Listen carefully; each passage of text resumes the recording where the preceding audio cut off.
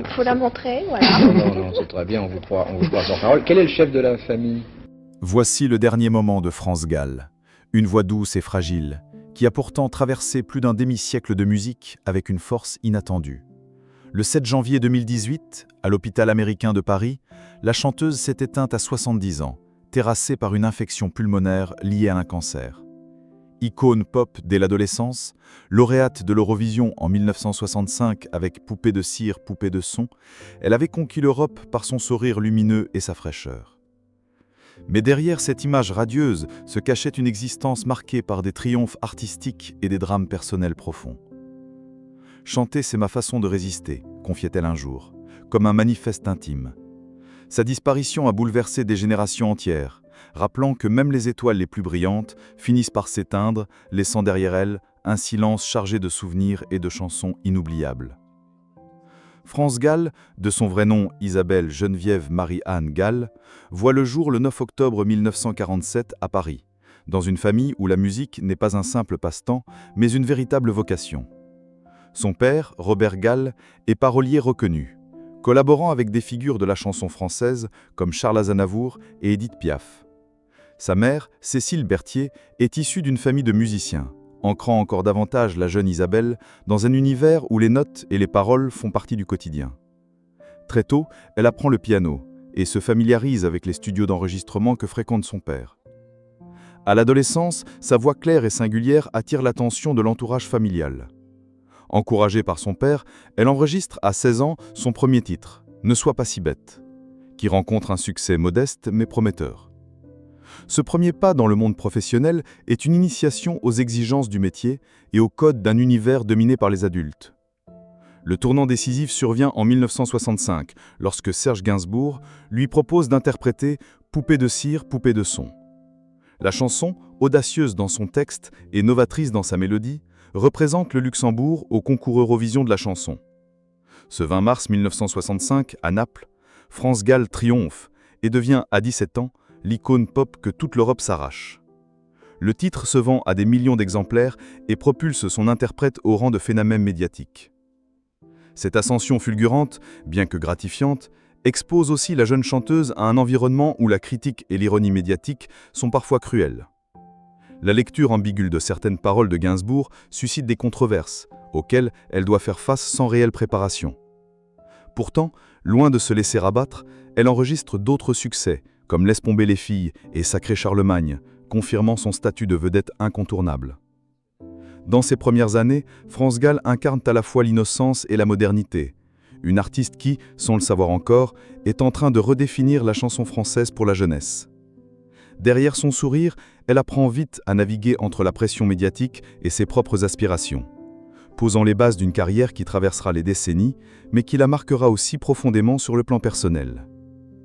À la fin des années 70, France Gall amorce un virage décisif dans sa carrière avec l'arrivée de Michael Berger dans sa vie. Leur rencontre, en 1973, marque le début d'une collaboration artistique intense, qui se double bientôt d'une relation amoureuse solide. Berger, compositeur au style novateur, offre à Gall un répertoire qui épouse parfaitement sa voix et sa sensibilité. Ensemble, ils façonnent un son pop français raffiné, mêlant mélodie accrocheuse et texte profond. Leur premier grand succès commun est « La déclaration d'amour », qui révèle une France Gall plus mature, capable d'émouvoir au-delà de son image d'idole yéyé. Suivent quelques albums marquants, comme Dancing Disco et Si Maman Si, où les arrangements soignés se marient à des paroles introspectives. En 1981, Résiste devient un hymne à la liberté individuelle, un appel à ne pas subir sa vie, qui résonne encore aujourd'hui. La décennie 80 est l'apogée de leur tandem. Ils jouaient du piano debout, rend hommage à Jerry Lewis, tout en imposant un rythme entraînant, tandis que Ella, Ella, sorti en 1987, célèbre Ella Fitzgerald et dénonce le racisme avec élégance. Ces titres propulsent France Gall au sommet des classements, en France comme en étranger. Les concerts se multiplient, souvent complets, confirmant son statut de star incontournable de la chanson francophone. Le public est séduit par cette nouvelle facette de l'artiste, une femme affirmée, consciente des enjeux sociaux, mais toujours portée par la fraîcheur et la clarté de sa voix. Les critiques saluent la qualité de son répertoire et la complicité visible sur scène entre elle et Michel Berger. Ce partenariat artistique devient l'un des plus emblématiques de la musique française. Pourtant, derrière le succès, la pression est constante. Les tournées, les enregistrements et la médiatisation intense laissent peu de place à l'intimité. Mais France Gall, forte de sa relation avec Berger, semble alors capable de tout affronter. Cet âge d'or est une période d'effervescence créative et de reconnaissance publique où chaque chanson devient un événement et où l'artiste, désormais pleinement maîtresse de son image, inscrit son nom au panthéon de la chanson française. Si la carrière de France Gall brille de mille feux dans les années 80, sa vie personnelle est faite d'équilibres fragiles et de blessures profondes que le public ne devine pas toujours. Son mariage avec Michel Berger, célébré en 1976, repose sur une complicité rare. Ils partagent la scène, le studio et la vie de famille avec une intensité peu commune. Le couple donne naissance à 2 enfants, Pauline en 1978 et Raphaël en 1981, et s'efforcent de préserver leur intimité malgré l'attention constante des médias. Pourtant, derrière les murs de leur foyer, la réalité est plus dure. Dès son plus jeune âge, Pauline est diagnostiquée atteinte de mucoviscidose, une maladie génétique grave et incurable. France Gall et Michel Berger se lancent alors dans un combat quotidien pour offrir à leur fille une vie aussi normale que possible, tout en finançant la recherche et en soutenant des associations.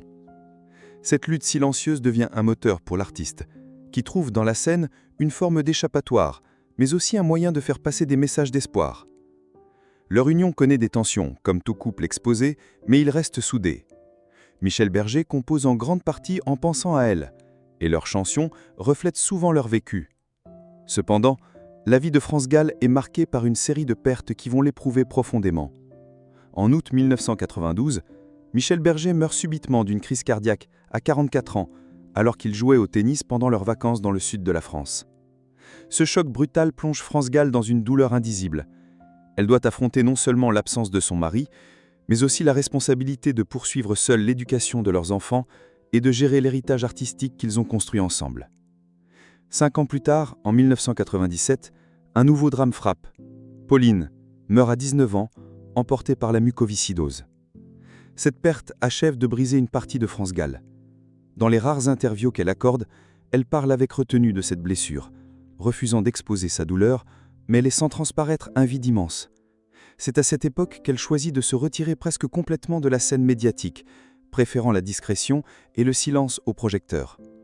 Malgré tout, elle continue de soutenir certaines causes humanitaires, notamment en faveur de la lutte contre la mucoviscidose et pour l'éducation des enfants défavorisés. Elle participe ponctuellement à des événements caritatifs, mais évite toute exposition prolongée. Son engagement n'est pas motivé par l'image, mais par un sentiment profond de devoir, fruit de ses propres épreuves. La presse, parfois intrusive, tente de percer le mystère de cet artiste retiré, mais elle ne cède jamais. Ses rares apparitions publiques sont scrutées et chaque mot prononcé est interprété, parfois à l'excès. Pourtant, France Gall ne cherche ni à se justifier, ni à contrôler son récit. Elle se contente de vivre à l'écart, fidèle à ses choix. Ce retrait volontaire, loin de ternir son image, la renforce aux yeux de ses admirateurs, qui voient en elle une figure digne et courageuse. Elle devient une icône silencieuse, symbole d'une génération qui a grandi avec ses chansons et qui respecte sa volonté de préserver ce qu'il lui reste de paix.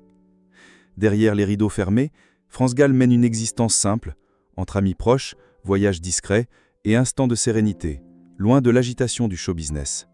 Ces années de lutte et de perte façonnent définitivement la perception que le public a d'elle. Non plus seulement une chanteuse à la voix claire, mais une femme qui a traversé des tempêtes intimes avec une force tranquille.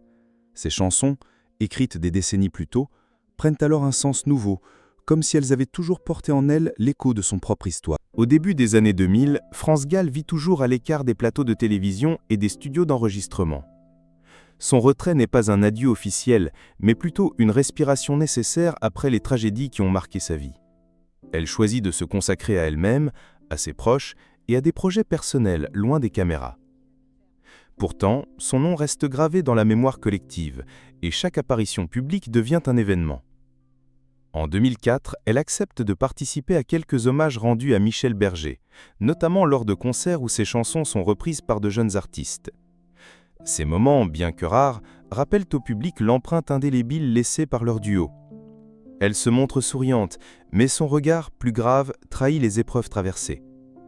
Les médias évoquent à plusieurs reprises sa santé fragile, sans que l'intéressé ne confirme ni n'infirme les rumeurs. En 2012, France Gall revient brièvement sur le devant de la scène médiatique avec l'exposition France Gall et Michel Berger, Tout pour la musique, à la Bibliothèque nationale de France. Cette rétrospective met en lumière leur parcours commun, leur succès et l'impact de leurs œuvres. Elle y apparaît rayonnante, mais refuse de chanter à nouveau, expliquant qu'elle ne ressent plus la nécessité de se produire en public. Cette fidélité à sa décision d'éloignement alimente le respect de ses fans, qui comprennent que ses choix sont dictés par un besoin d'authenticité et de préservation. Vers la fin de l'année 2017, des informations plus précises filtrent sur son état de santé. Selon son entourage, elle se bat contre un cancer depuis plusieurs mois, une maladie qu'elle affronte dans le plus grand secret, comme toujours. Ses rares proches savent qu'elle a choisi de ne pas alarmer le public, préférant se concentrer sur ses traitements et profiter du temps avec ceux qu'elle aime. Quelques semaines avant son décès, elle aurait confié à des amis qu'elle se sentait fatiguée, mais qu'elle restait en paix avec ses choix de vie. Cette sérénité apparente ne masque pas la gravité de la situation. En coulisses, sa condition s'aggrave et son hospitalisation à l'hôpital américain de Paris est décidée en urgence au début du mois de janvier 2018. Les dernières années de France Gall reflètent cette dualité qui a marqué toute son existence. Une femme profondément blessée par la perte et la maladie, mais qui n'a jamais cessé de se tenir droite, fidèle à ses convictions. Elle s'éteint comme elle a vécu ces dernières décennies, dans la discrétion, loin du bruit, mais entourée d'un cercle restreint de personnes de confiance. Le 7 janvier 2018, Paris s'éveille dans la grisaille de l'hiver, sans savoir qu'une de ses voix les plus emblématiques s'apprête à s'éteindre. Depuis plusieurs jours, France Gall est hospitalisée à l'hôpital américain de Paris, à Neuilly-sur-Seine. Affaiblie par des mois de lutte contre un cancer et victime d'une infection pulmonaire sévère, elle est maintenue sous surveillance constante. Ses proches, informés de la gravité de la situation, se relaient à son chevet. La veille, le 6 janvier, quelques amis de longue date et membres de sa famille sont venus lui rendre visite. Parmi eux, son fils Raphaël, qui n'a cessé d'être présent durant cette épreuve. Les échanges sont sobres, faits de gestes tendres plus que de longs discours. France Gall, affaiblie, parle peu, mais garde cette douceur dans le regard, comme pour rassurer ceux qui l'entourent. Au cours des dernières 24 heures, son état se détériore rapidement. Les médecins savent que l'infection, aggravée par un système immunitaire affaibli, laisse peu d'espoir. L'équipe soignante veille à ce qu'elle ne souffre pas, privilégiant son confort. Elle reçoit encore quelques appels, auxquels elle répond par des mots simples, souvent un « merci » murmuré, comme une ultime reconnaissance pour l'affection reçue. Dans la nuit, le silence de sa chambre n'est interrompu que par le souffle régulier des appareils médicaux. Par moments, elle ferme les yeux plus longtemps, semblant s'évader dans ses souvenirs. On imagine ces images qui défilent, les scènes illuminées, les applaudissements, mais aussi les visages aimés qui ne sont plus là, Michel Berger, Pauline. Ces pensées, si elles existent, restent son secret. Le matin du 7 janvier, les médecins confirment à la famille que la fin est proche. Le personnel médical et ses proches se rassemblent discrètement autour d'elle. France Gall, dans un demi-sommeil, tient la main de son fils. Aucun mot d'adieu grandiloquent, juste cette présence silencieuse, plus forte que n'importe quelle déclaration. Vers 10 heures, elle s'éteint paisiblement, emportée par les complications de la maladie. Quelques heures plus tard, un communiqué officiel est diffusé par son attaché de presse, annonçant au public la disparition de « la voix fragile mais puissante qui a touché le cœur de millions ». La nouvelle se répand rapidement, provoquant une vague d'émotion. Les réseaux sociaux s'emplissent de messages de fans bouleversés, partageant photos et souvenirs de concerts. Dans les médias, les réactions se multiplient. Emmanuel Macron lui rend hommage en saluant une figure qui, par ses chansons, a accompagné tant de vies et de combats.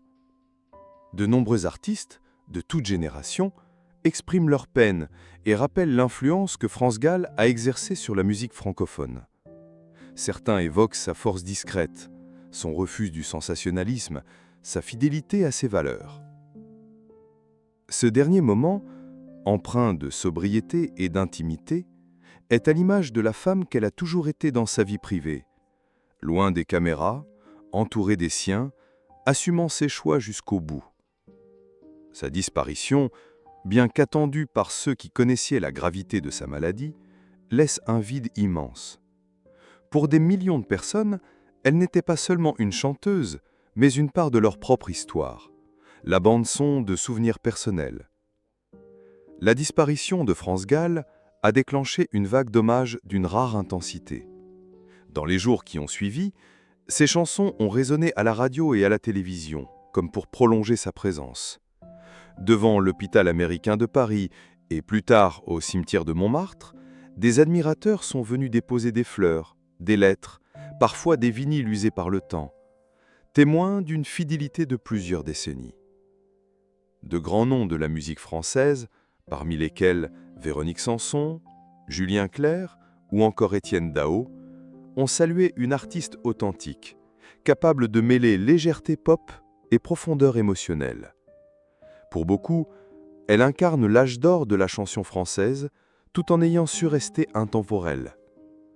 Son répertoire, jalonné de titres comme « Résiste »,« Elle là »,« ou « Si maman de si », continue d'inspirer de jeunes interprètes et de toucher un public intergénérationnel.